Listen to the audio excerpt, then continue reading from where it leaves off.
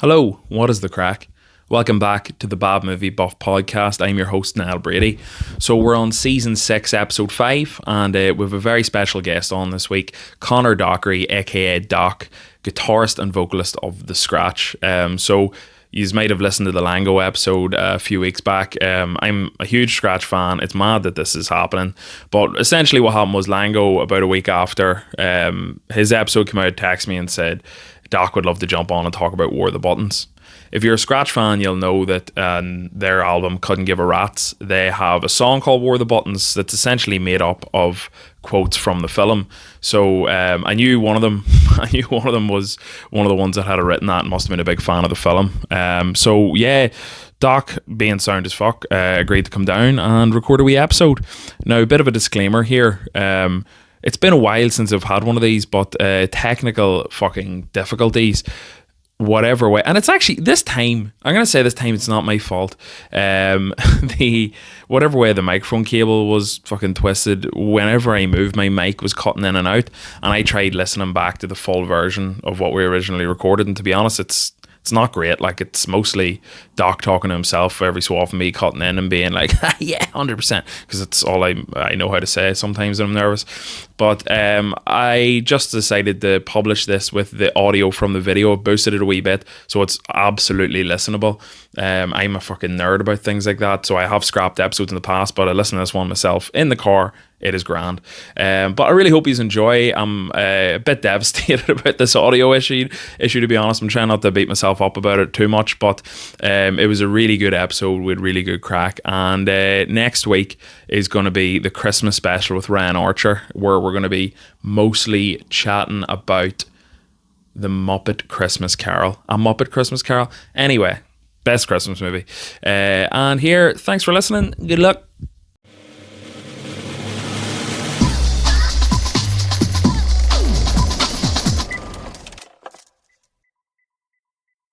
Well, that's us now. What's the crack? Welcome to the podcast, Conor Dockery of The Scratch. How are you, Niall? Thanks very much for having me. Yeah, I did a whole thing there where I asked you to go by Conor or Doc, and then as soon as I hit record and panic, I went, Conor Dockery.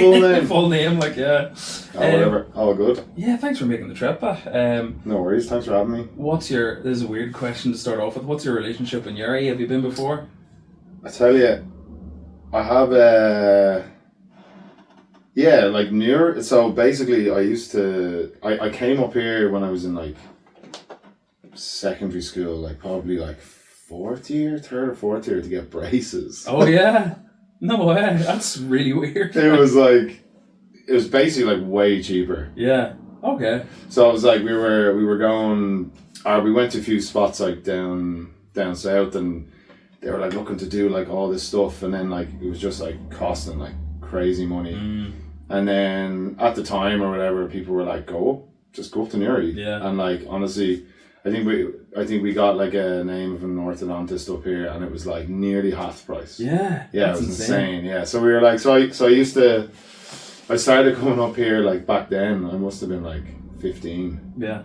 Oh yeah, probably like 14, 15, something like that. Yeah. And then I'd come up for like checkups, and boy, I've an abiding memory of going into the big shopping centre. What's it called? Buttercrane. Yeah. And going, was there HMV there like back in the day? Yeah, there was. Well, there was a HMV in the Quays. There's two shopping centres, one in the Quays and Buttercrane. I think Buttercrane had a Virgin. It was Virgin. Yeah. And I remember going in and bought Green Day, American Idiot when it came out. 2003? So that was 2005. Was it 05? Oh, I was 05, so I would have been, what was I? Yeah, I would have been like 15. Yeah. And then on the same day I bought Unearthed, Three in the Eyes of Fire. Which what was the last one? Sorry. Unearthed. Do you know that metalcore band from America, Unearthed? Yeah, they're one of my favourites, and that album actually is one of my favourite Unearthed albums. Right. Let's check that out. Yeah, like unreal band. Yeah, they had like the record before that was The Oncoming Storm, and like it was like, it was up to, I don't know if you were into metalcore back then, like Killswitch Engage, Shadows Fall. Not really, no. Yeah, I think Killswitch would be the only one of those I'd probably really recognise. Like, I remember their cover, like Holy Diver and things like that, but I think that's as much of them I listen to, like, you know. Yeah, well, I was like, we were all mad into that scene back then, and that, The Oncoming Storm by Unearthed was definitely like one of the seminal metalcore albums, and then the one they did, the Three in the Eyes of Fire, was like, they did it with oh my god, of course I'm going to blank on this, but he did it's a curse of the microphone. Terry Date. They did it with Terry Date, who did produce Pantera. Nice. Like, he did like he did Vulgar and Cowboys from Hell. Did he do Cowboys? I don't think he did Vulgar and oh my god, the album of I'm blanking on that as well. Oh my god. There you go. Anyway, that's my brain for you. It'll come to me anyway. The album after that went to bloody #1 in America at the time. But 5 Minutes Alone on it, Unbroken and stuff. But he did those two albums, and I was like, no way. Anyway, class album, and I was never really into Green Day before then, and then but I loved American Idiot. Yeah. And when that came out, I was like, damn, I was absolutely rinsed it. Classic, yeah. It was almost like a concept album, like, wasn't it? Yeah. It was like a story the whole way through. Yeah, it just sounded great. Yeah. Like Chris Ordalgi mixed it, the production, and just great songs. Yeah. But yeah, that was in the Buttercrane. Yeah. Both of those in the Buttercrane. Yeah, unreal. And then I used to come up here for the old, for my appointments and stuff like that. So. Yeah. That's mad, because me and all my brothers had braces, and not any of us got them in Uri. We had them in Belfast, like. Really? Maybe it's just a next city over type thing. It's like a discount. Yeah, so you're talking, it was 04, 05, so like, but it was definitely, it was way cheaper. Yeah. So like, mad. But that was it. And then, to be honest, I think we did the Scratch did a gig up here. I think Lango talked about that on the podcast. Just random, like... That was like a festival, yeah. Yeah, it was like a random, like, trad gig or whatever, and there was like 3 people there. Yeah. I didn't realise that was the Scratch he did that with. Yeah, I thought it was a different band he was talking about. Yeah, it was the Scratch. It was like really like in probably the first year or two of the band. So I think we were still instrumental. Like it was super early days. But I remember just being like, well, like someone wants us to play. It was like it was just a kind of a buzz to come up north and play a gig. I feel like we might have played somewhere. We did. I don't think we just came up for this. We were coming from somewhere else. But there's 3 people there anyway. So it was... I think he said we was at a wedding or something the day before. Oh yeah, that's said right. You're all down, like Oh my god. Yeah. I forgot about that bit. Yeah. Oh yeah, we were. That was I reckon. Thinking back, what were we doing? Here, listen, I've been there before. Like, I reckon, right, you should come back to Uri someday for some sort of redemption. Now, I mean, I've got the hookup. Like, I might have the hookup. I could you get something on the go here. What's the venue here? There's a venue quite close to here called Nan Rice's. And it's like a wee old man Republican bar, like. But recently there's a crowd in Uri called U3 Promotions. A few boys that know, they're all pure sound. They've started like a weekly open mic and like booking bands in it, and it's doing so well. Like Uri didn't have a music scene for about 10-15 really, years. Yeah. Okay, class. Yeah. We're back, baby. Yeah. But I'd say that might be a bit low key for you. I reckon you could fill the town hall, no problem. Like, yeah. I mean, we'd be absolutely, we're up for whatever. We do try and whatever, if the timing's right, whatever, we do try and do like, trying to hit like some more like the smaller spots, or like just places that you wouldn't usually play. We're always up for that. So well, that's actually weird. Last week they announced that there's like a cross-border kind of initiative where the southern government are paying for a new theatre to go into Uri. Really? And use our band from the south. This could be a marriage of tunes, like, This is exciting times. I am talking some serious amount of shit. No, you're good. No, I mean, that's great though. If that there's a bit of a scene happening, like it's so good. Like, it's mad how it just. That the cycle just kind of, you know what I mean? Like somewhere can just be, there's not much happening for so long, and then out of nowhere, you know. It's cool. It's mad because I played a bit of tunes there myself, and we played.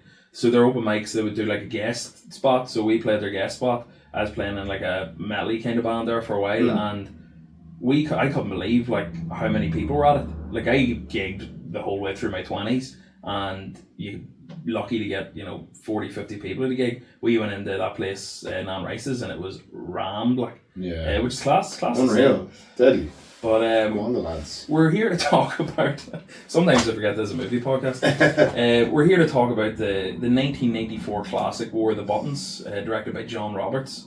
Now, anyone that listens to Scratch, or sorry, I should say for those who don't listen to Scratch, there is a song off your first feature album, Couldn't Give a Rat's, called The War of the Buttons. Yeah. I'm assuming you wrote that one then, did you? Well, it was. It's kind of a song. That tune kind of came together just in the room type thing.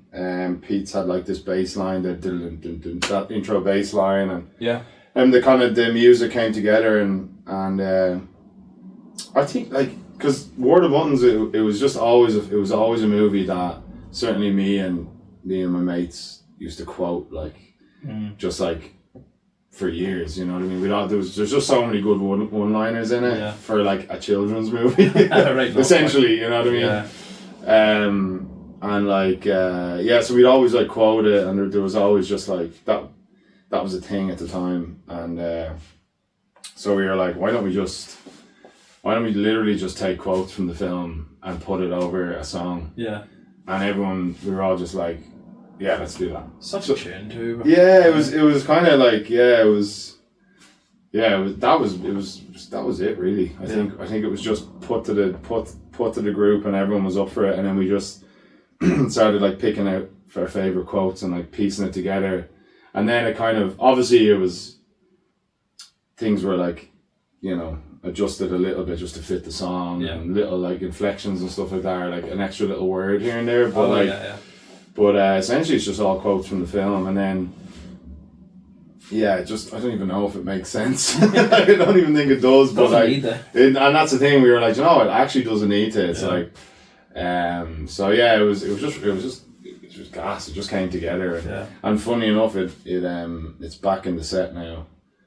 We hadn't played it in a couple of years. It was always thereabouts though. It was actually a tune we always did play. Yeah. And then we've kind of brought it back now, and we actually played it at Other Voices on the weekend. We played it in the church on the set. So. Haven't got watching it yet. Is that up on YouTube? It's up on YouTube now. Yeah, there should be. Yeah, you just search it. You'll find it pretty handy. Sweet. But so it was just that was it. That the tune just kind of came out of just in the moment. Yeah. Having like quoted the film like non-stop for a long time, we're like, why don't we just write a song around it, Nice. So. Well, tell you my kind of relationship with this film was I always remember watching wee bits of it growing up, but I think when I watched this last night, it's probably the first time I've ever sat down and watched the full thing. Yeah. But I was like a weirdly cynical child, and I think I thought I was too cool for it. I was like, we'll cut off each other's buttons. Whereas like I'm sitting there watching fucking X-Men 2 minutes later, like but I remember like being weird, having that weird relationship with it as a child, and now at the age of 33, I watched it last night, and I was like, this film's fucking unreal. Like, but we actually watched it in two halves. Me and Eve watched it the other night, and she was like, I'm not really overly interested in watching it, and then we stuck it on, and she is like, right, I have to go to Meg's office tomorrow or whatever, and then I could see us kind of looking around. I was like, I'm gonna wait for you to watch the rest of it. She's like, yeah, it's so good. That's great. So I really enjoyed it. But yeah, just a quick run through the plot. I always say for anyone that hasn't seen it, but probably don't listen to this if you haven't seen it. But so it's essentially about two warring factions, and it's near Skibbereen, and so the town of Bally and the town of Carrick then. Yeah, Ballydow's, Carrickdow's, and I think it was shot down in Union Hall. Yeah. Which is like near Lepp. It's close to Skibbereen as well. Is that where that bridge is? Yeah, the bridge is in Union Hall, and I think a lot of bunch of the town shots were there, and they kind of like shot it in the surrounding areas down there. Nice. And it's just a beautiful part of the world. Unreal, and the way I just feel like the way they captured it that just had a lot to do with it. Certainly for me growing up. Yeah. You know. Yeah. Tell me this, is there any answer to the question of what year it's set in? That's a good question, actually. Just trying to figure it out. It feels, because I rewatched it again. Me and my girlfriend actually rewatched it today, and yeah, it feels a lot older than 94. You know, that kind of way. Like it's like, you know, and yeah, but like I just would have always assumed it was kind of around that time. Yeah. You know, but no, I'm not too sure. I think it was the opening kind of narrator that made me think it was set further in the past, because she was like, "Let me tell you a story." Yeah, it just sounded like, but yeah, true, yeah. Because then, and it was just the whole thing where the way, like, I don't know, it was mostly their clothes, I think, made it seem a lot more old fashioned than it was. But I was wondering that, and then mainly for trying to guess. And at one stage I was like, 1930, and she's like, absolutely not. And I was like, right enough. And then a fucking helicopter turns up, and I was like, yeah, the Coast Guard, yeah. So I was like, maybe it is probably like 80s or so. Yeah, I'd say, yeah, it's a good question actually. I kind of always just assumed it was of that time, late 80s, early 90s, you know. But then when I watched it today, I was like, it seems quite, I actually wouldn't be surprised if it was even sooner. Like some of those kind of rural Irish villages and stuff, so hard to tell, isn't it? Like, yeah, and I think they really, I feel like there was really nothing, bar the helicopter. Yeah. There was like nothing modern about anything, you know, any of the, where they lived, like all the streets were like, definitely like. I think the thing that made me think it was older was the postman's van. Yeah, it looked true. ancient. Even the buses. Yeah, the buses. When the bus crosses the bridge and stuff, it was like, what is that? Like, when was that going around? You know, the Skibbereen bus, like. Yeah. Maybe we should. Yeah, maybe. Actually, a friend of mine is from Skibbereen, but he might know. Yeah. He might know. He actually, if we send him a photo or like a screenshot of that bus, he might know when that was going around. But but yeah. Not too sure. Yeah, fair enough. Because I was trying to find anything about it on IMDb today and couldn't see a thing. Like, it could just be a nice wee mystery at the same time. Yeah. We don't need to know, maybe. Did you find there's not a huge amount of information on it? This is the thing about, I find every kind of classic Irish film, like I said at the Lango on the podcast with intermission, because most of my research, I hate the word research, but most of my prep for this podcast is just going through the trivia and IMDb and picking out interesting things. Yeah. And if anyone ever says like an Irish or sometimes even like an English film, I'm like, there's going to be no trivia in this. For example, there's 3 points in this, so it kind of makes me actually have to develop a bit of personality and effort making this thing. Like, but so we'll jump into the trivia at the end. But for the rest of it, what I normally do is, like, I'll kind of just write down wee notes while I'm watching it, just be like, that's a talking point type thing. Like, so the first thing which I really loved about this film was the postman himself. John Joe was his name, wasn't it? Yeah. So when they're all chasing him, and you kind of don't really like. So this may as well be my first time watching this last night. I remembered the tractor scene, and I remembered the scene where they're in like that old kind of ruins of a castle type thing. Yeah. But when they're all chasing John Joe down the bridge, and then they kind of meet up with the Carrick boys in the bridge.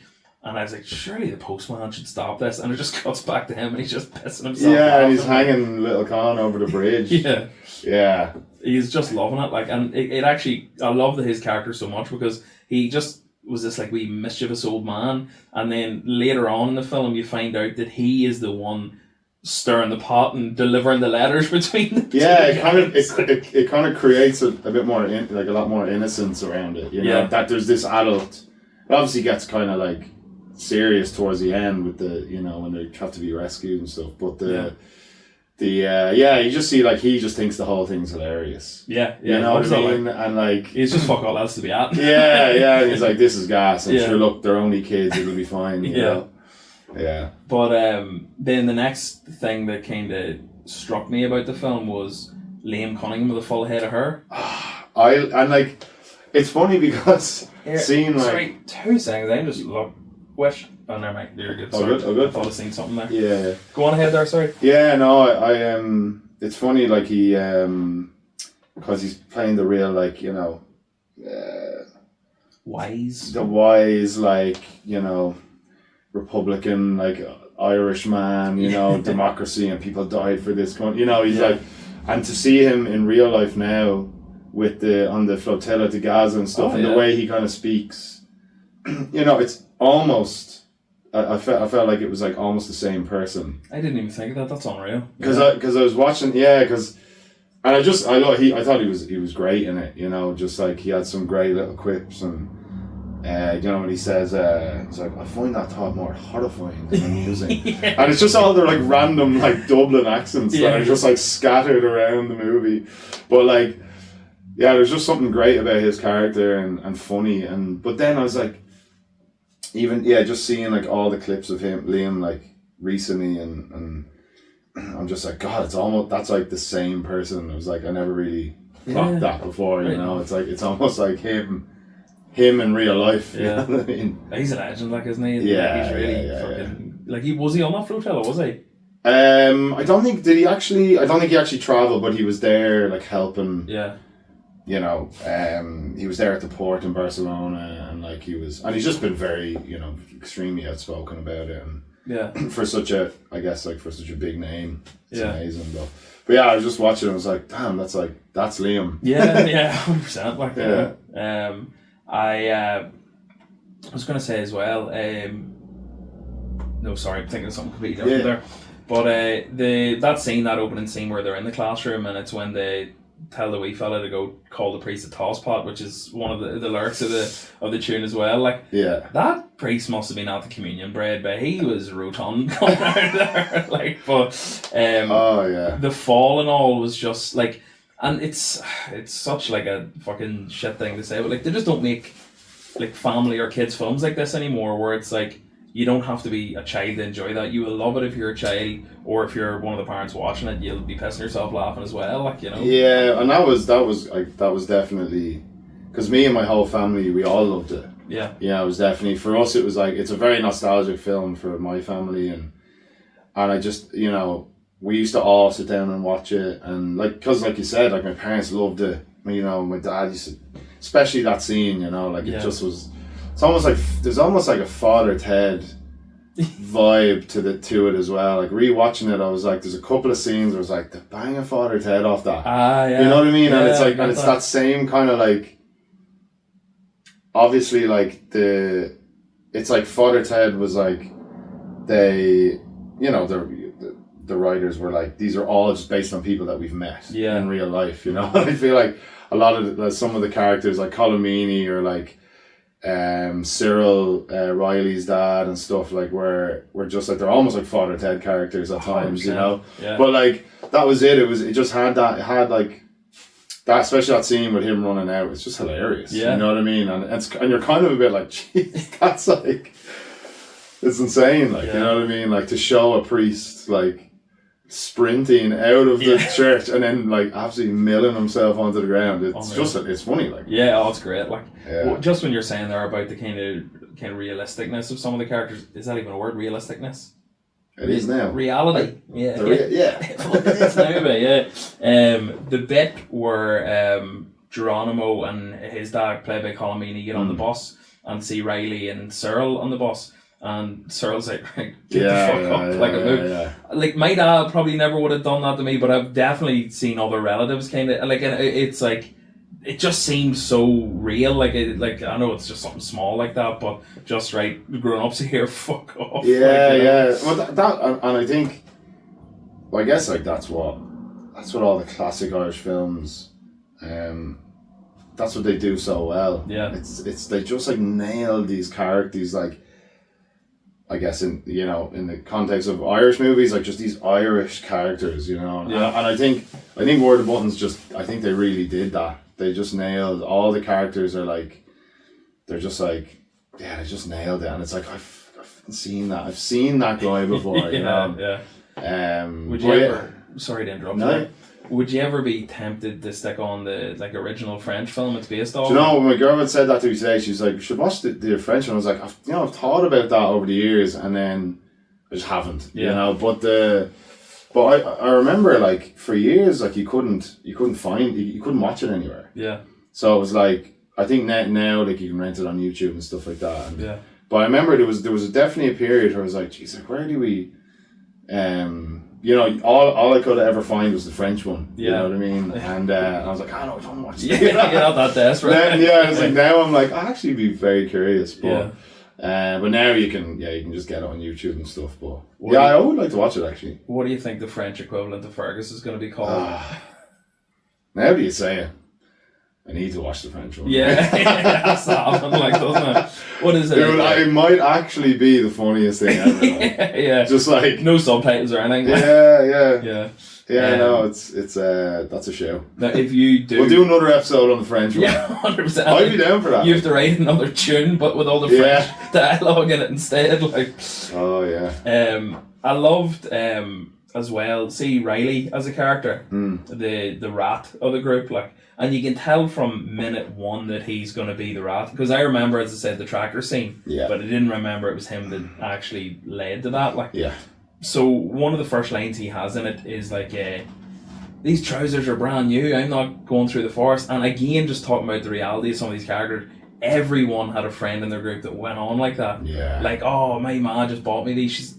She'll kill me if these are dirty, like, I love that about him. That was like setting his character, like, you know. Yeah, and he obviously he was like a huge part. He was like a big character in the whole story. You know what I mean? But like, I agree. It was just I felt like they just they just nailed all the young lads. You know, the whole group. You know, like from Geronimo to Fergus. Marie, like everyone, but Riley, you were just like, oh, this guy, and then he just like he shows up late to the to like the first the guerrilla mission with the painting the board and stuff like that, and you're just like, of course you showed up late, and then he's like just like asking Boffin about his dad's catch or something, and it's just like, me. Yeah. you're straight away, you're like, I don't like this guy. Yeah, 100%. Yeah, I nailed it, like. So like it was just it was just so good the way he kinda they planted the seed of like, everyone knows this guy personally, like. Yeah. I love the whole sequence where they sneak out in the middle of the night and sneak into Carrick to paint the sign. But so again, going into this, I knew Colin Meaney was in this, but I didn't know who he's going to be because I hadn't seen it in so long. So when he walks out of the house, when he hears the dogs barking, before he turned around, I was like, you can tell even by his silhouette that that's Colin Meaney's big fucking head. So like, I love him, and like, do you ever watch that, like, it's like a 5-minute compilation on YouTube, just him going, oh Jesus. Yeah. So I went through a phase where like Aoife had to be like, will you stop speaking like that? Yeah. And I'm probably not doing it any justice there, like, but funny enough, he was in Lango's choice of film as well. Well, like, he's I was like, I kind of was thinking about that today. I was like, I love him as well. Like, I love the snapper of the van. Yeah. Intermission, obviously, and like, he's just like always the like stressed out dad. 100%. But like, he just it's like that's his thing. But like, he just does it so well. Yeah. And he's so good in this as well. Like, that would have been the first time I'd seen him. I wonder. I don't know if I might have seen the van maybe before War of the Buttons, but it probably would have all been around the same time. I think I've seen the van. Have you not? No. Yeah, it's probably. Oh, that's actually. Yeah, that's up there as well for me. That's one of my favourite films. Yeah. But it was one of the Roddy Doyle trilogy, so it was like The Snapper, The Van, and Commitments. Oh, okay. So I've seen the other two. Yeah, so The Van. Actually, it's funny. It's like I met a lot of people who haven't seen it. It's so good. Maybe it just hasn't reached over the border yet. Yeah. It's so good, and he's amazing in that. It's so funny, like, and but it's literally the same character. Yeah. But that scene of him coming out onto the road, you're just like, and then like, that was one thing we used to quote like all the time, like, just like, it's his heads he's fretting over, I was like, there's bushes of eggs out there, and it's like, I was like, is it dumb, is it? Which was another lyric in the video as well, or in the song as well, and he's so good in it, like. Unreal. That scene then is when Tetch goes in, and I'm chuffed for how well I'm remembering all their names as well. Just watch, and I've got them written down, but I wasn't looking, I swear to God. But when Tetch goes in, and it's that whole scene where he sees Geronimo and Gorilla at the table, and it's just so funny where he's like clearly shitting himself, and then they just sit down and a couple of shots of whiskey in front of him, like, which again made me think it was a bit older. like than the 90s, because there was a bit of that in the 90s, like, but just given like a 7 or 8 year old child like 3 shots of whiskey. Yeah, do you know what? Now that you say it, like the opening monologue and at the end as well, where Marie's speaking. Yeah, she's like, I'm married. It's like, if it was, it has to be then. Yeah. It was like, because it was shot in the early 90s. She's talking now they're married. Yeah. So you're talking at least, whatever, it could be at least 15 years. Yeah. You know, previous. So like you could be talking early 70s. Yeah.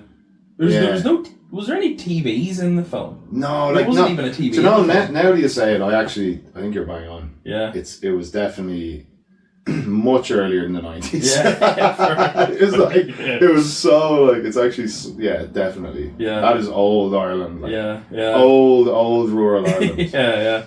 I think the bit that really made me click was, actually a scene I really loved, was when they fire up the white flag and they show the truce, and they're basically talking about the quality of each other's laces. Where he's like, "Oh, we'll use my laces. They're made of string. Yours are made of leather." Like, and it's like, I just think with our kind of, even the 90s, probably not as bad as it is now, with just like a culture of just binning things. Like, I don't think I've ever changed the laces on a pair of shoes. Yeah.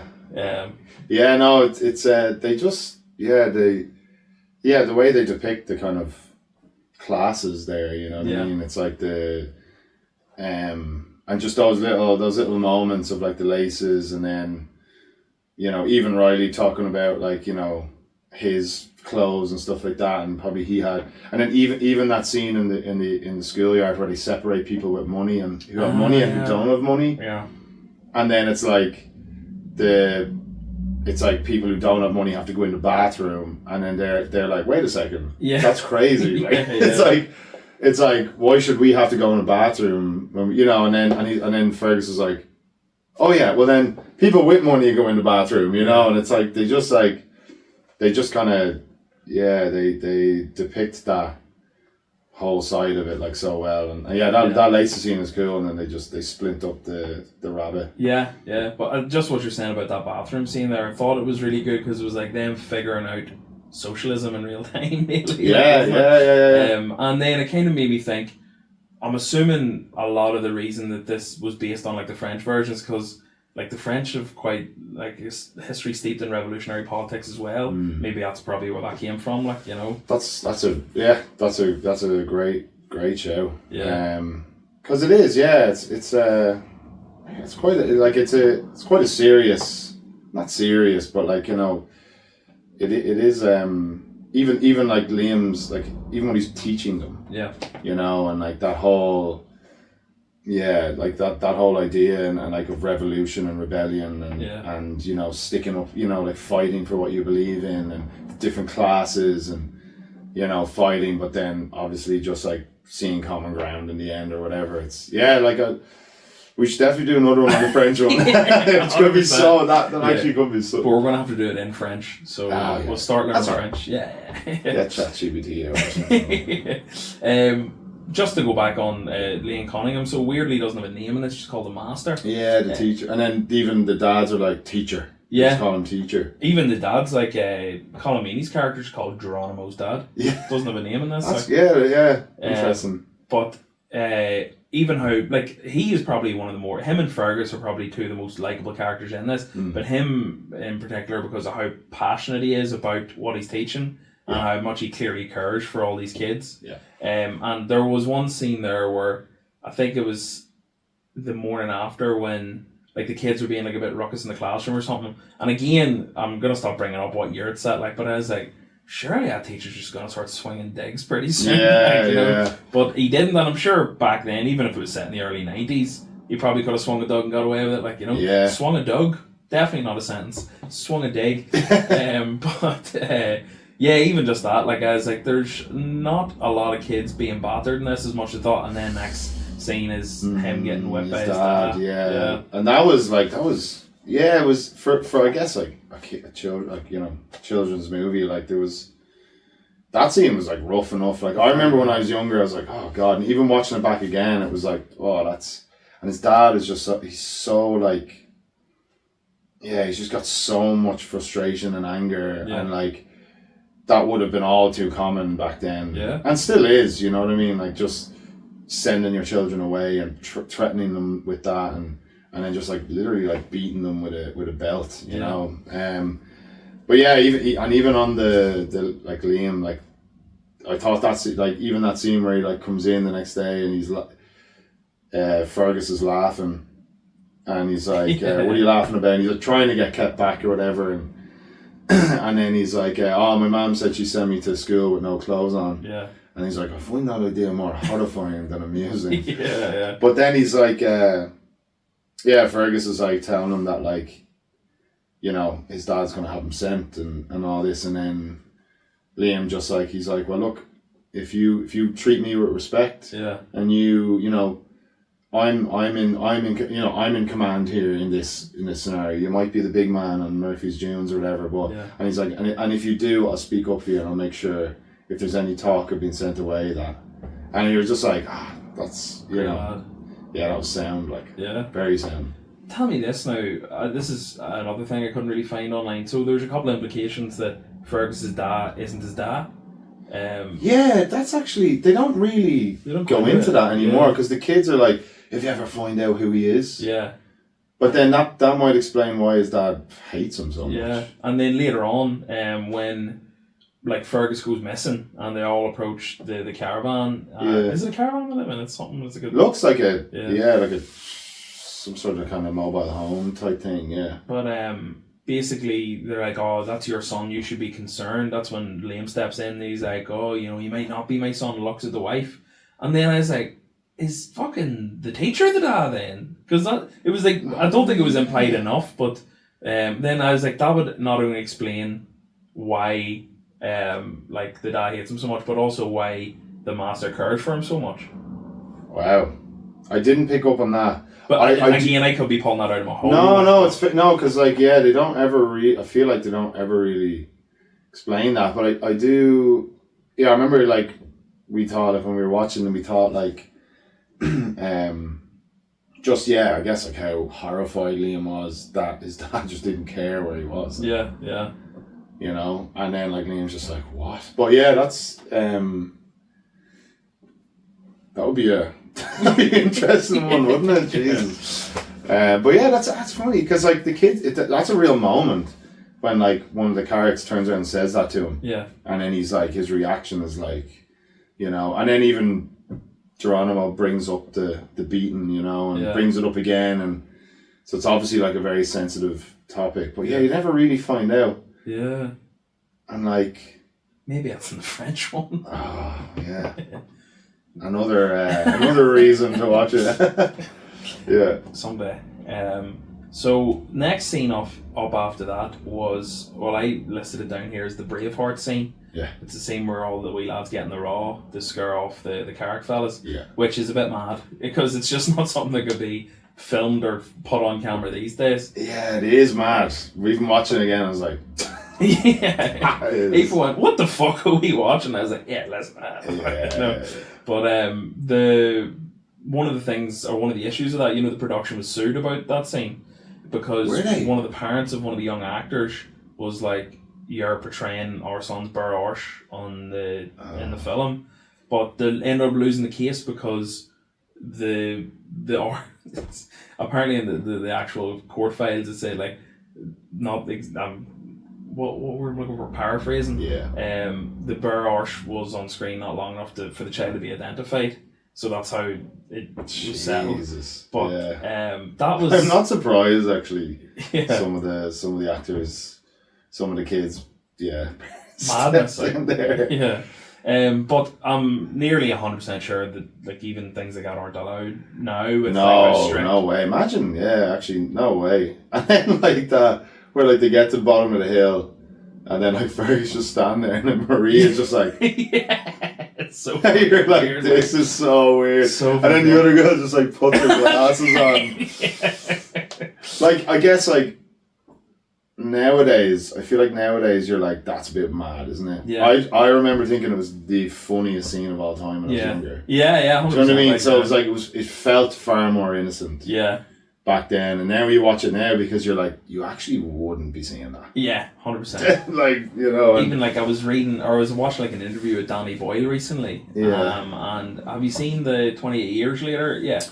Yeah. So he was talking about unreal. I really loved it. He was talking about how when he is filming it, because every set nearly now has to have like a intimacy director. And it's not necessarily even just sex scenes and stuff. A lot of it can be like protection of people on set. But when he or she realised that there was like children in the film, none of the zombies were allowed to be naked.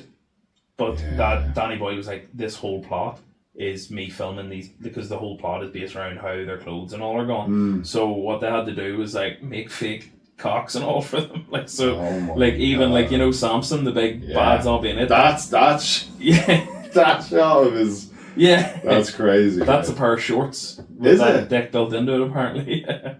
That's mad. Yeah, like I mean, you like it's in context now. Like that was like, how did they do that on the day? Like how did they shoot that? Yeah.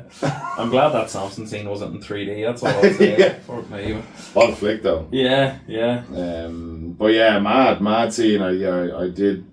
But I rewatched it, I was like, yeah. But then and again, it's probably just a sign of the times now. It's like, but back when I was younger, and it was just hilarious. Yeah, you know, just like, that's so funny, you know. But then it's like, when the girls are like looking at me, and you're like, fuck's sake. All right, fair enough. That's a bit mad. One of the lines that resonated with me in this film was how Fergus kept talking about getting sent away. Because I don't know about you, but I was a fucking wee melter as a child, and that was something that was thrown at me all the time. Like, wow. I was a brat, like, to be honest. Yeah. I'm not like Brat Summer, like Charlie XCX. I mean, like, I was a wee rat, like. Yeah. But I remember, like, when that came on last night, when he's like, oh, they're gonna send me away, I was like, I was having like fucking acid flashbacks of my childhood, like. Yeah. But no, it wasn't like in the same. Like, it was like, do you ever get when you're mad? I used to go, I'm gonna ring the police on you, like, and they're never actually gonna send you away. They're trying to freak you out a wee bit, like. But that was mad. I hadn't heard that term. It's so vague. I'm gonna send you away, like. And like, even, again, I guess that points to like whatever time period it was again, but like, that's insane. Yeah, like, that's actually. Again, imagine that happening nowadays. Crazy. You know, I mean, I guess Magdalene laundries were active up until the mid-90s. Yeah. So, like, you know, it's just, there was just crazy stuff happening in Ireland. Oh, Jesus. You know what I mean? Back then. And all the way up until the 90s, you know. So, like, just the fact that was, like, that was just such a normal worry in the movie. And, like, you know, no one... Even the teacher's like, I'll stand up for you or whatever, but like it wasn't like, he didn't really bat an eyelid at it. He was like, oh, okay, well that's obviously, you know, it's not the first time it's happened and it won't be the last, because there's literally places for these kids to be sent. That are run by bloody priests. And that, there's, I don't know, we might get into it, but one of the last lines of the film is so weird. I've got it written down. It's so weird. Do you remember the quote? He's like, you think you're a couple of hard men, do you? He's like, well, if needs be, I can be a hard man. And then just like walk out. And then he like walks out of the room, and I'm like, no.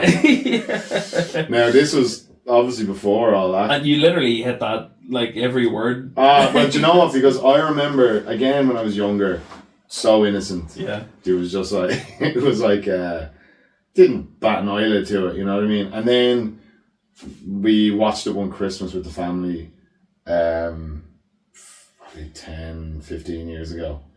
I remember being like, that.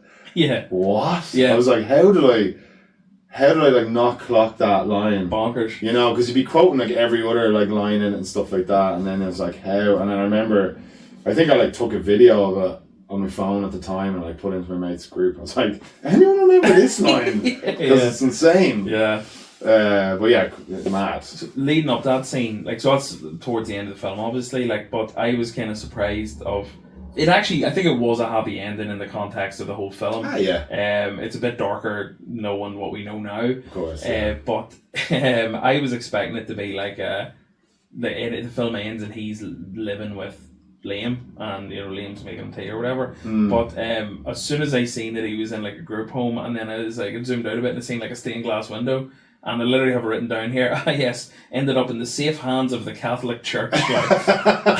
And then within seconds, then the priest comes in and says that line. I was like, oh fuck's sake. And then also like the like that's the like freeze frame at the end. Yeah. When they're on the pillow fight, and then like you just see the priest. He's like coming for them in the background. Yeah. And it's like, well, let's assume nothing nefarious was going on, but like, and then obviously, as Marie said, she's married to one of them, the other's their best mate. So like, you like to think everything was fine, but like, see, right, I swear to God, and this is a bit of a brag, like, but right, I literally 2 seconds before the freeze frame, I went, Eva, there's about to be a freeze frame ending here, and literally as soon as that came out, it's a good one as well. Like, it's a good one. It's a good one as well. Which one do you think Marie ended up marrying? Yeah, I was thinking about this. And here, do you think it's something maybe we could find out through maybe viewing some sort of original? French? Yeah, there is a French version that might point us in the right direction. Guerre de Bâton. Guerre de Bâton, yeah. Yeah, it was like, I was wondering about that as well, and then it has to be Fergus though. Yeah. I just kind of feel like, sending him her ribbon and like the letter, and like, Geronimo wasn't getting that. No. And yeah, she can't be marrying some fucking rat from Carrick. Like, yeah. You know what I mean? Like, no, that would be a terrible choice. But it's funny. Why did she say that then? Why was she like, and I won't tell you who? Yeah. You're kind of like, you think you're just trying to? It was so obvious, but then, who knows? Maybe she secretly wanted Geronimo this whole time, which would have been a serious kick in the teeth for El Fergus. Like, where's the sequel? Like, you know what I mean? Yeah. They left us hanging there. The Treaty of Versailles of the buttons. But yeah, another thing in this that gave me a wee bit of PTSD was when they all get lines in school. Yeah, remember getting lines in school? 100 was he said you have to write out 100 times in Irish. Oh God. Yeah, that would be wolves. And even like, do you remember, like, you thought you were class, but I think it was like the worst hack ever. Like, if you're like, I shall not swear, you'd be like, I. You'd like write one word in the line, like, and you'd be like, it's quicker this way. And probably fucking wasn't. No. Yeah. I think they thought that punishment through. There was no way around it. Yeah. You just had to. That's mad. Like, what a mad punishment. Yeah. Like, that's like, yeah. And I remember in school just being like, it's like, did you get lines? Like, I got lines. Yeah. Like, This actually brings me on to my next point, which is a bit of a tangent, but Lango said that you have beautiful handwriting. Like, is this true? Oh, me? Yeah. I don't know. Like, I don't know. I don't think so anymore. No. Maybe. Because he said when he looks at the set lists that you write out when you were playing, he's like, oh God, yeah. I'd say back when I was writing a bit more, maybe I had like decent handwriting, but yeah. You lost. I remember I won a handwriting competition in primary school. Do you remember they had them? No, I don't think so. They had I remember in primary school it was like handwriting competitions where you had to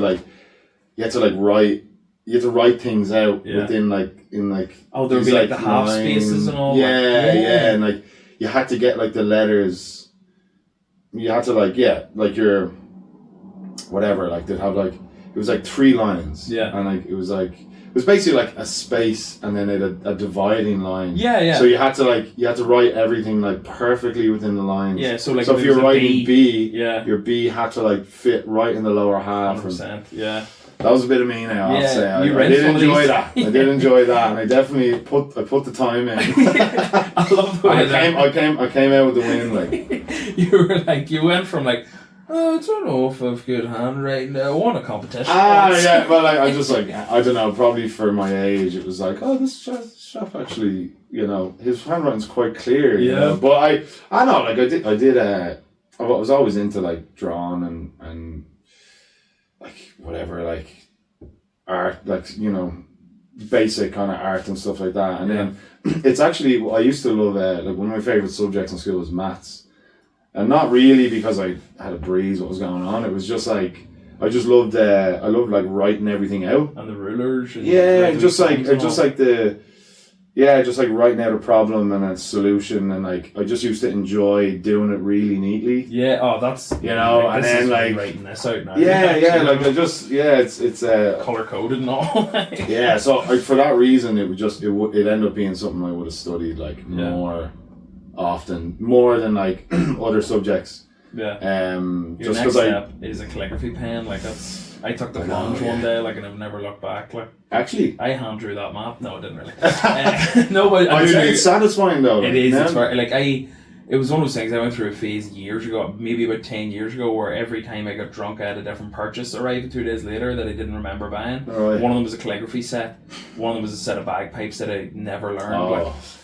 But the calligraphy is probably the only one I stuck at. And like, see, even now I'd write out wedding cards and stuff with it. Like, it's really fun. Weirdly, that's great. That's a great shout, man. Yeah. Because did you, like, in school, did you enjoy going and buying your stationery? I still do. Like, I swear to God, like, it's like a weird wee thing. Like, I think you're either someone who enjoys that, or you're definitely, you're definitely not. And I would have been the same. Yeah, just used to go in like getting a nice pen. And I've recently tried to get. Now I didn't think of a calligraphy pen actually, but that's a shout. But I can recommend a good one. Well, send me a link after this. Like £7 big pilot. Yeah. Oh Jesus! And do you get like, it just has the ink in it, or do you get a little dipper? You can get a dipper one, or you can get like, there's ones where, hold on, it's here somewhere. Maybe not. I have the same pencil case I've had since I was like primary 6. Really? It's got all my calligraphy pens in it now. Listen, we're going down. That's nostalgia. I'm a fucking nerd. Like, we're going down the nerd rabbit hole. Oh, like, well, saying like, I literally just talking about winning handwriting competitions, like, and loving maths. Yeah. I recently got a sketchbook. Yeah. And it's basically like you draw a sketch a day, and you can date it or whatever. And they're only like, it's like a A5 maybe size, an A5 kind of like book. Yeah. And then you've like two squares per day. So it's only like tiny little sketches. Okay. And you just try and draw something like every day. And I did it for like a good while, and then obviously you fall off it and whatever. But like, it's I kind of miss just like the physical act of writing and drawing, and because obviously it just doesn't really happen anymore. No. Yeah. Obviously, like, it's cool that you just like write your notes, and like I probably would be the same, just like I do, like writing things down and making lists, like, but not like on my phone. Yeah, I kind of like writing it out. But yeah, I used to still enjoy going into a stationery shop and picking up a little nice. Yeah, I went into. Did you ever go to Muji? Muji? No. I think my girlfriend loves it, but they have little notebooks and pens, and they got good pencils in there. Like. I thought it was pronounced Mugi. That's where I was going wrong. Oh, maybe it is. I don't. Yeah, but no, that could be worth a shout. I think there might be one in the Buttercream or Keys.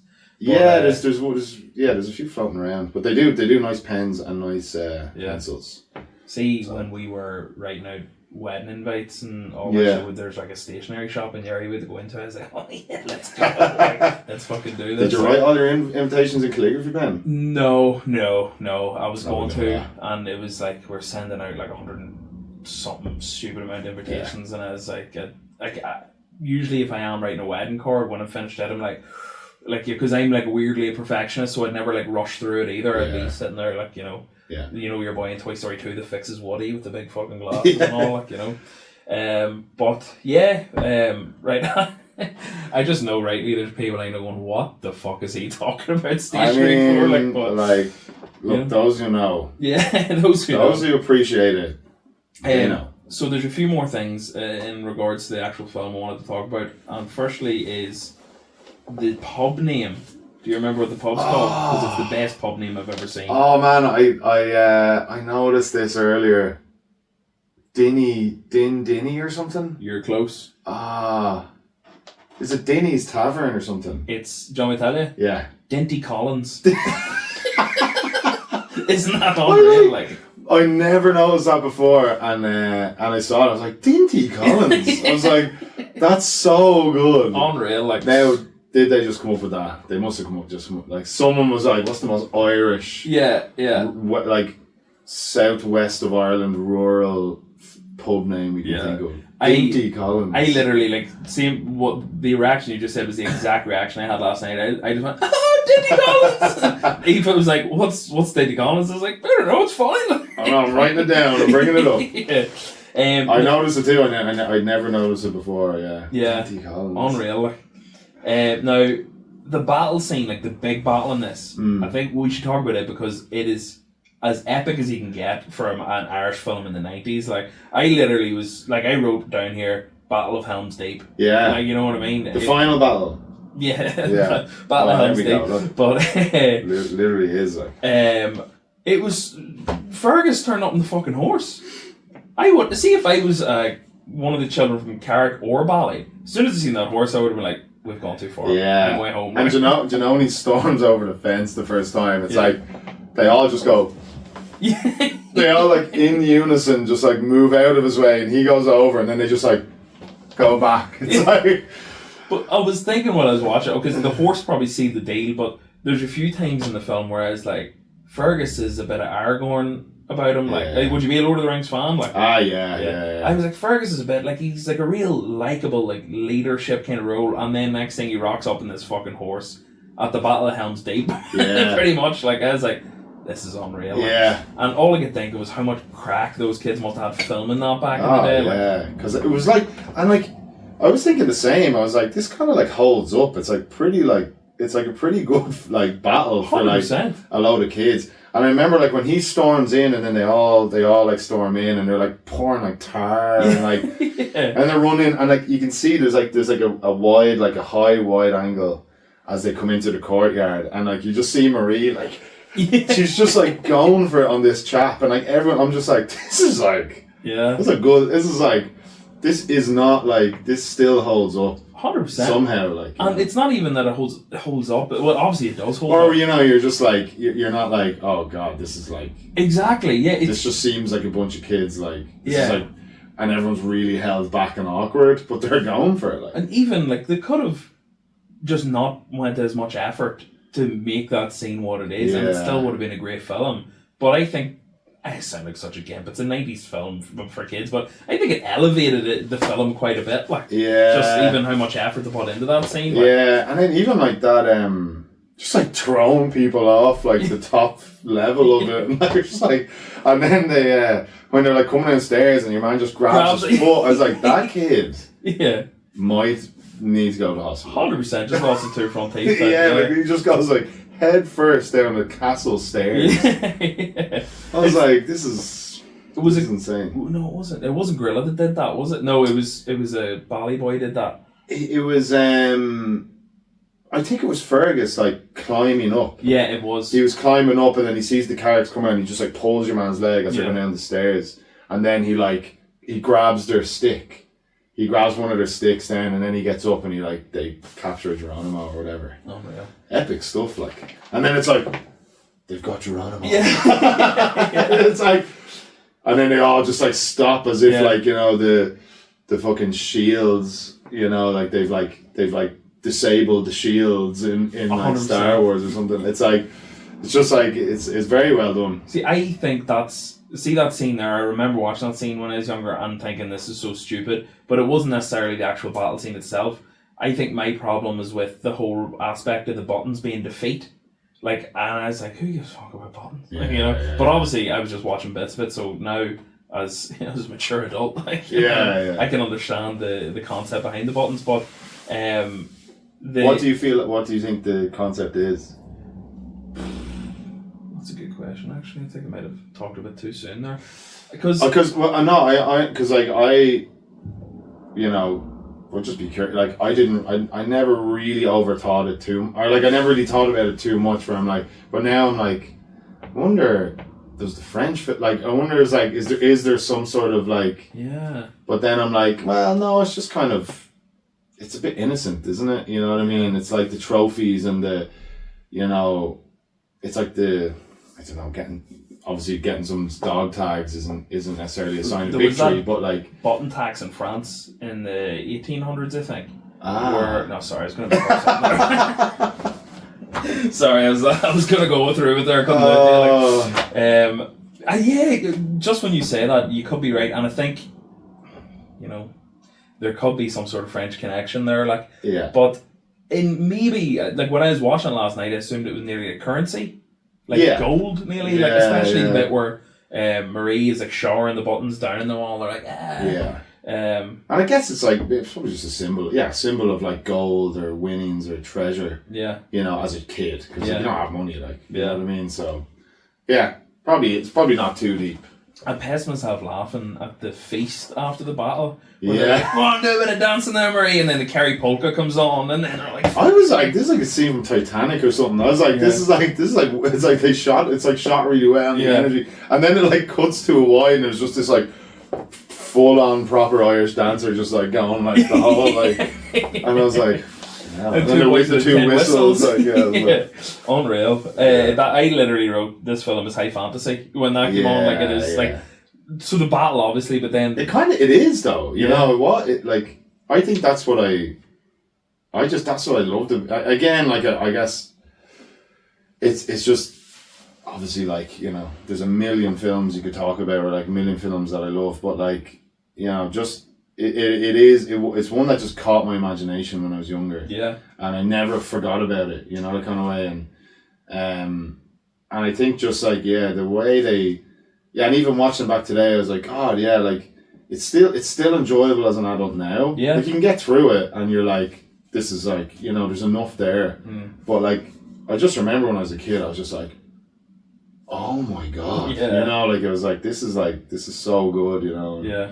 And we used to holiday down in West Cork, not far from Skibbereen, Barley Cove it was called. We had a little caravan down there.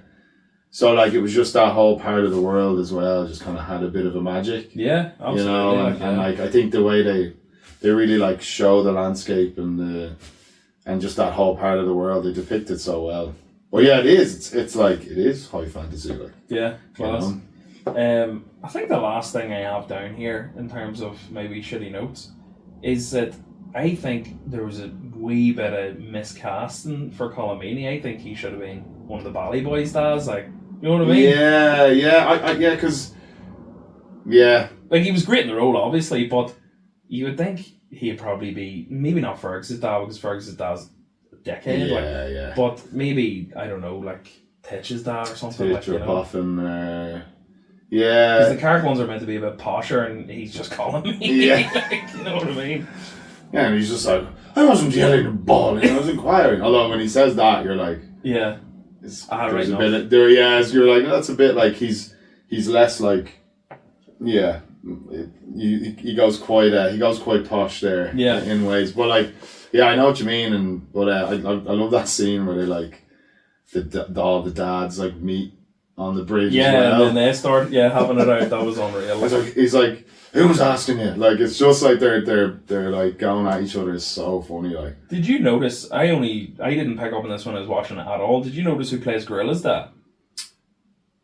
It's Pat Mustard. No, close though. No, maybe not then. Father Jack, Frank Kelly. What? Yeah. Wow, because I remember like realizing that Pat Mustard was there, and I was like, oh my God, and he's like, was Pat Mustard there? Yeah, he's riding the mass. He's out on the he's the milkman in More of the Buttons, but he's he comes down. He also plays the guy in The Snapper that rapes her. Oh fuck. Yeah, so like I can't remember what the actor's name is, but he was like kind of front and center as they're like coming down Cyril, and he's like beside Cyril, and they come down. I was like, that's fucking. I was like, that's Pat Mustard. I was like, no way. I'm starting to doubt this Frank Kelly fact of mine. Then I could be wrong. I'm gonna double check it. I think if I'm wrong, I'll edit something in here. I feel I didn't. Would you be getting them mixed up or no? No, because I read it today. Okay, he probably is there. Like I think I just got so focused on him. Yeah. So I was like, geez, there he is, like, you know, like, and he was like, obviously it was like around the time, it probably wasn't long before Father Ted was shot, so like he really looks like Pat Mustard in it, and I was like, Jesus Christ. But no, he was the only other one I noticed now, but like, okay, I'm sure Frank is there. Yeah, I think actually, see, to be honest, I've covered half the trivia I have here, right? But so the parents of an actor tried to sue them because of their child's birth on screen, and then the other one was Frank Kelly. Yeah. So one thing I thought was class about this, Liam Cunningham's character, apparently one of the producers was so impressed with Liam Cunningham's performance in this that he recommended him be cast as the new Doctor Who at the time. Really? And apparently he was like second choice for Doctor Who, and he lost out to a guy called Paul McGann. Now, I'm not a Doctor Who fan at all. Yes, so no, neither am I don't know which Doctor that is, but very close to having a fucking... That's mad. Yeah, like, he is great in it. He's definitely like, you know, he stands out for sure. Yeah. I'm not like, so I remember when we released the song War the Buttons. Yeah. I got a message from Gorilla. No way. Paul Back. No way. And he was like on Facebook. Yeah. And he was like, "Oh, the song's been sent around to all the cast." Oh. And this was like during COVID. Yeah. So I was like, no way. And he was like, "Oh, Greg, who's Fergus, Greg Fitzgerald, Marie, one of the other guys." I must look back through those messages actually. That's on. Because I honestly forgot about that, and then I since we started playing it again and then doing this and stuff, I was like, God, I actually forgot about that. And then so I remember there was a bit of back and forth or whatever. And they were like, "Oh, we love it, like it's gas or whatever." And I was like, "You need to come to a gig." Like, yeah. I was like, "You need to come to a gig, and like we need a flick with you." Like, yeah. I was like, that would literally like make my life, you know what I mean? And then I remember they couldn't come to one of the gigs. It was all mad at the time with COVID and stuff like that. So and then that was it. Kind of just like, that's bonkers. Yeah. Like, so I must find the messages. So. That's a full circle moment. Right? It was, yeah. I totally forgot about that actually. I just remember getting the message and I was like, lads, yeah, Gorillas, literally Gorillas after messaging me on Facebook, and he's saying for him, Fergus, Marie, and the boys like, "Oh, listen to the tune." It's mad the way they're obviously still in contact with each other. Yeah, I think a few of them are still. Geronimo was a teacher in Turnier College. That was my last piece. Yeah. Because a friend of mine went to Turnier College, and his younger brother did as well, and he Geronimo was his teacher. Yeah. Oh my God! Like. Oh, just like it's great. I was like, that's so imagine. Yeah. You know what I mean? Growing up, I just imagine like growing up watching that film, and then like going to secondary school, and Geronimo's your teacher. That's bonkers. I would just be sitting there like I just have too many like gags. Like there'd be too many like I don't know. Yeah. Like, and I'd say he got it in fairness. Like, yeah. But then I don't really know how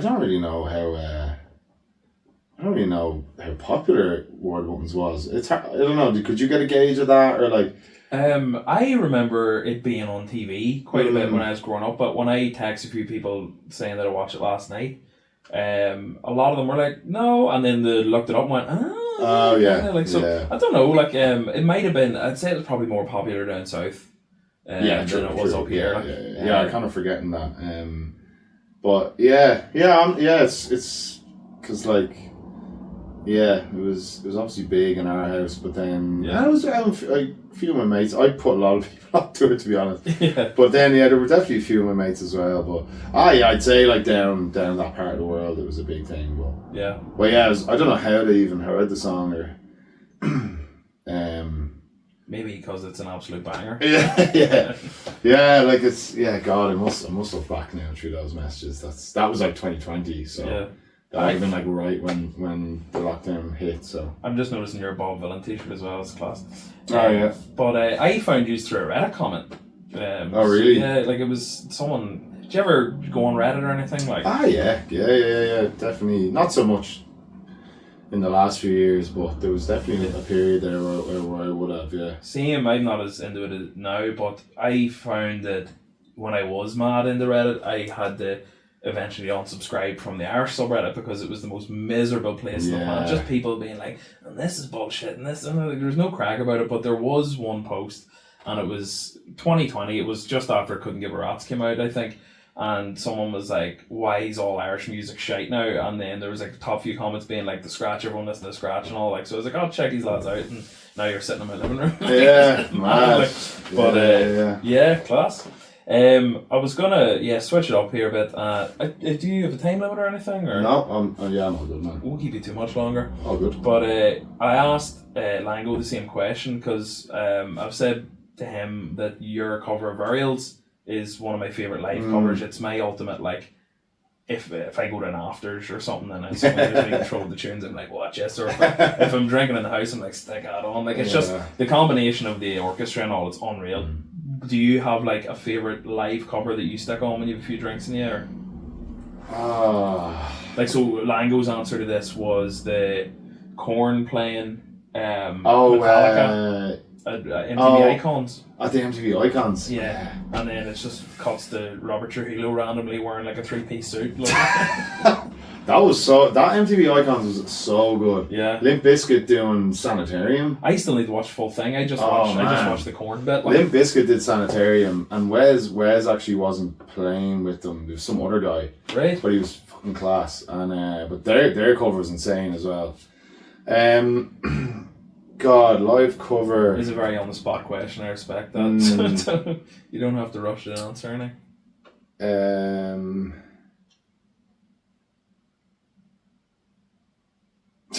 I think the other example I gave, and actually now that I think it was probably not my cover, was, did you ever see Freak on a Leash with Amy Lee at MTV Live Unplugged? No, actually. Oh, it's good. Yeah. Oh man, I'm like blanking hard on this now, but there's definitely loads. I mean, that Limp Bizkit Sanitarium is up there, but I just wonder, like another one that comes to mind, like this is like, well, I used to like, I don't know why, I just used to, remember like the BBC Live Lounge? Yeah. There was Zara Larsson did a pop singer Zara Larsson from Sweden. She did a cover of a Drake song in the Live Lounge. Yeah. And like, it was just like, I remember, this is like going back. But when like Live Lounge was like really big. Yeah. And I just used to love that. For some reason, the band, it's like a really doesn't sound like his version at all. Yeah. And just the band were like rippers, and I used to like, I'd always throw it on at party and stuff. It's a good party song. Yeah. But it's like her vocal and like the band and stuff. So that's Zara Larsson, Too Good, that tune Too Good that he has with Rihanna. Let's check it out. Yeah, and then I'm trying to think of something. God. Do you know what's a cracker as well? I think I asked this question just so I can answer it weirdly. Well, this might help me unlock. Did you ever see Chris Cornell's version of Nothing Compares? Oh yeah, it's a good one. I just love everything Chris Cornell did. Like, yeah. But no, here, have we think? We'll come back to it, sure. Yeah. Have we think while I bombard you with other questions that you think about? Actually, Ben Howard did a version of Every Time the Sun Comes Up by oh my god, what's her name? I'm just blanking so hard on everything today. I literally just bought the record Are We Here on vinyl like recently. It's one of my favourite. Jesus. Every time the sun comes up, I'm in trouble. I don't know if I know that one either. Oh my god. Sharon Van Etten. Okay. That's bad. Yeah, you got there. No, I got there, yeah. Sharon Van Etten, that Sharon Van Etten album, Are We There, is like one of my favourite albums. Yeah.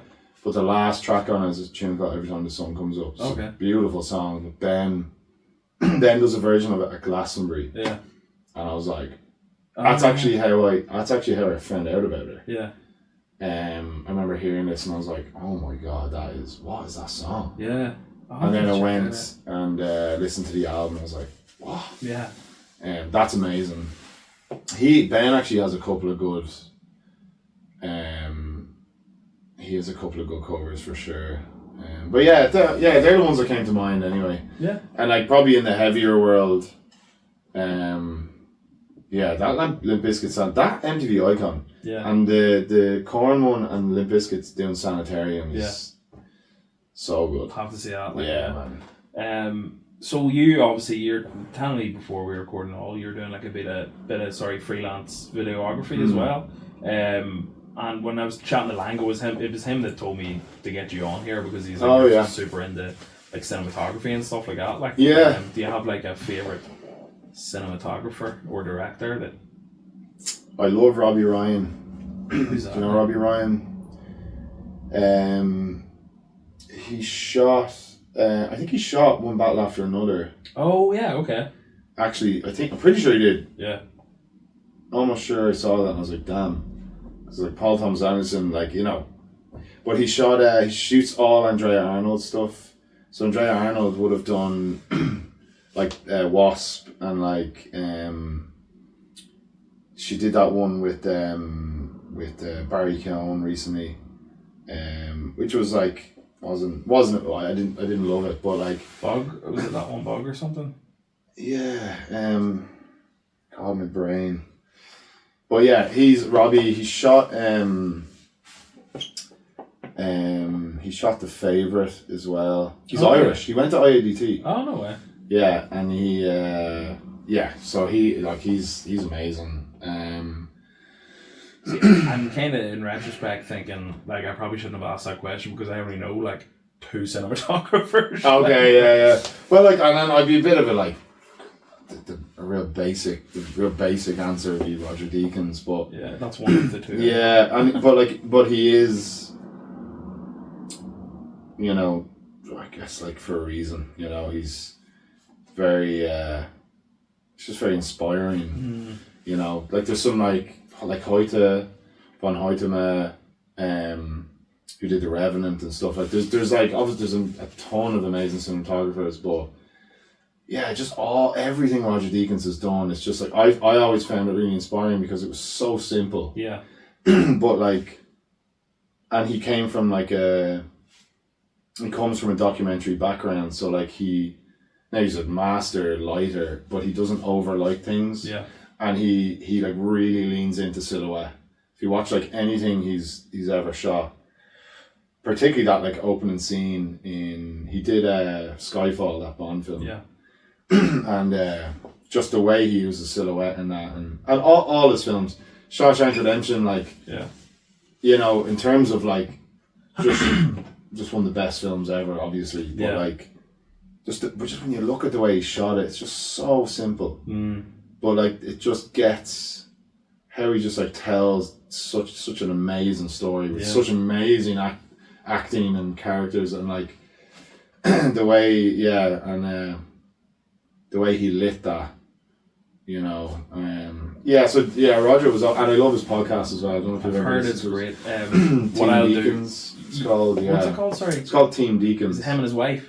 Yeah. Yeah, because what I'll do at the end of every episode is I'll ask for a podcast recommendation, and that's one of my first every episode someone recommended it, and actually I haven't got around to listening to it yet. Yeah, it's great, and then they have they've just got everyone and anyone. I'd be like a mad into visual effects. Yeah. That was like, because I actually went through your Instagram earlier today.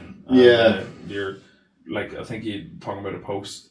Sorry, one of the posts you posted, you were mentioning about this like effect you had on, but whatever way the effect was, it didn't use as much computer power. As it normally would. But the way it was shot kind of aided that. Would I be right? I just like, I'd be like, I was freelance for a good few years. I haven't done a whole lot in the last 2 years because I haven't had time. But like, I was like, I probably preferred like editing and post production than I did actually directing and shooting. Yeah.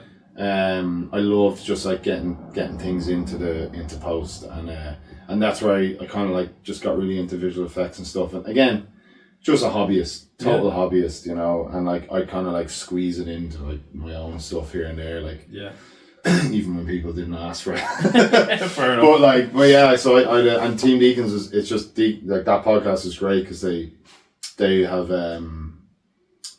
they've loads of visual effects supervisors on it. They've all the best of it. They have access to like the best people. Yeah. And I find what's really fascinating about it is that they all like they've so much respect for Roger. Yeah.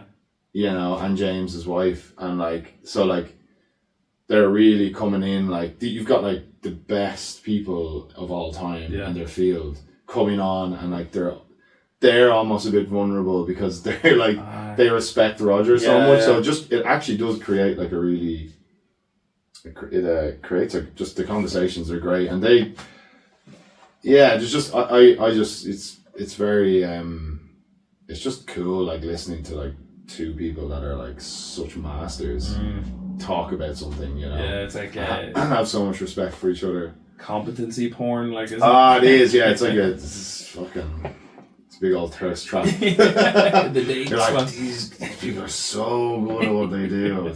Tell me more, you know. But yeah, that is a great one, and I love hearing because visual effects supervisors they're not in the limelight ever. Yeah. You know, like they'll go and they'll win their Oscar. Aye. For like, you know, it's always like the ILM guys or whoever, you know, Weta and stuff like that. But they're not really like, people don't really want to hear what they have to say. Yeah. You know, and sometimes they're kind of edited out. Oh yeah. Yeah. Which is a bit grim. Yeah. It's obviously like visual effects in modern cinema is like a big. Yeah. I don't know, it's a big talking point now. It's like, oh, there's too much, or there's. Yeah. But yeah, I love the podcast for that because they cover everything. Sweet. So yeah, get it in, man. Yeah. And they have like directors, they've like costume designers, production designers, visual effects soups, editors, everything. Oh really? Yeah, I'll have to check it out. Yeah. So the final question I have for you then, and it's almost like I say, it's like a trick to trick people into someday coming back onto the podcast. If you were to come on again, what would you talk about movie wise, do you think?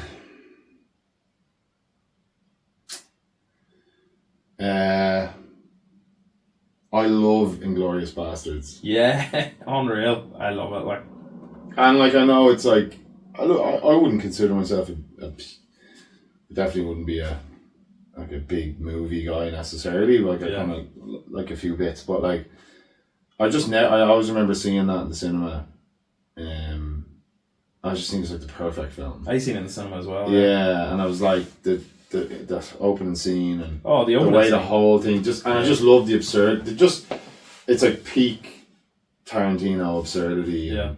But the way he just telling the story, I just think like just his take on that time period is like so unique, and it's hilarious, and it's like, but it's chilling, you know. Yeah. And I think Landa is like, because you have now you got that the Nuremberg Trials movies coming out with Russell Crowe as Hermann Goering and stuff, and like you'll do well to find a more chilling depiction of an SS officer than Landa. What Christoph Waltz did. Do you know? And you're like, it's just like, that's not easy to do. No, definitely. I love Christoph Waltz, but did you ever hear the whole story about, you know, the scene where he's outed for giving the wrong? Yeah. Do you know that wasn't like written into the script? Really? Where Tarantino seen someone doing it in set one day, one of the German actors wants that, and he's like, oh, in my region of Germany, we do that instead of that. Like, and Tarantino was like, such a part of the film. Oh, that's such a good moment, man. Yeah. It's like, oh my God, you know. And you can just see your man, like, rewatching it when you know what's coming, you can see your man's face drop as soon as he sees Fassbender going like that, like, you know. Oh, yeah. It's that whole scene is insane as well. Yeah. It's incredible. Yeah. And I haven't done any Tarantino on the podcast. Well, look, I'd be more than happy to come on and talk about that, because I'd love to dig in, like to dig a bit deeper on it, you know. It'd be a good excuse to, you know, just like... That was a wee teaser, that wee fact was a wee teaser for you. There you go now. Teaser for the next episode. We'll do the French War buttons and then Inglourious Basterds. But yeah, I'd probably do that. Yeah. It's up there, one of my favourite films ever. It's Sweet. Just classic. Yeah. Well, I think that's us. Thank you so much. Sound well. All right. Yeah, thanks for having me, man.